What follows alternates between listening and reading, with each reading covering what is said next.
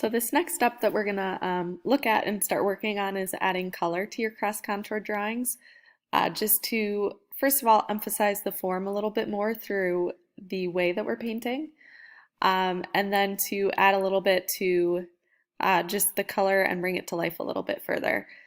So to start out, I'm working in the shadows, and the shadow areas are where I'm going to add the darkest paint or the most saturated paint. So I'm not using as much water in this area. So I'm just layering the red color here in those shadow areas. And then I'm going to start and jump to the medium values, and I'll put a little bit more water mixed with it as I'm adding and painting with the red. And then I'm going to try to leave all the highlight areas white. So that way you're able to create the form through having highlights, shadows, and then the medium value. So that's the most important thing, to create dimension in your drawings, which again we did when we were shading with the cross contour and having those lines closer together for the shadows and overlapping more, but this is just helping to emphasize it.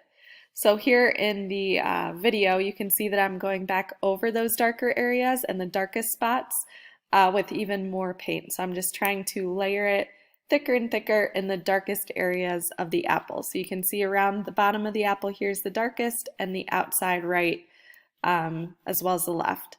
And now in the video I'm going into the medium values, and I'm going to try to make this a little bit less dark by adding more water. So I made it almost the same as the shadow, so right away I'm trying to go in and add more water to it. So I'm just going to mix this around and almost fill in the entire medium value area, so areas that aren't highlights and areas that aren't shadow, with the light red color, so not as dark as the shadows as you're filling those in, and try to leave the highlights alone. So you want those highlights to be completely white on your page.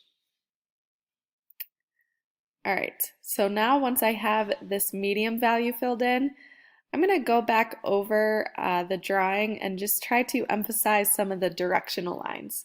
So I'm going to try to follow the curve and the form of the apple to help just again emphasize that dimension. So it's going to help it to look a little bit more three-dimensional by having that form. So you can see in this drawing on the right side how I followed or continued some of those lines that I previously drew and just went over them really lightly with the paint.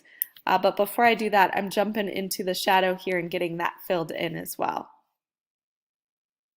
So I'm going along closest to the object in the shadow is usually going to be the darkest, and then it fades out from there. So I'm just going over and making the inside the darkest and trying to fade that color out slightly as we get towards the outside of the shadow. And here I'm just touching up a few areas, and now I'm painting back in with the directional lines with the paint. So this just helps to blend and fade the shadow area and transition it more into the rest of the apple, so into the areas with the medium color and medium value. So that's important again, to try to focus on making shadows dark, highlights should stay white, and the rest is a medium value with your paint. Feel free to use any colors that you want. Maybe you want to do more than one color, so maybe the background of this picture I could have painted a green, or I could have brought in a green color for the stem, or maybe some orange mixed with the red on the apple. So be creative with the color that you're painting, but again, just focus on layering things and making those shadows the darkest part of your picture.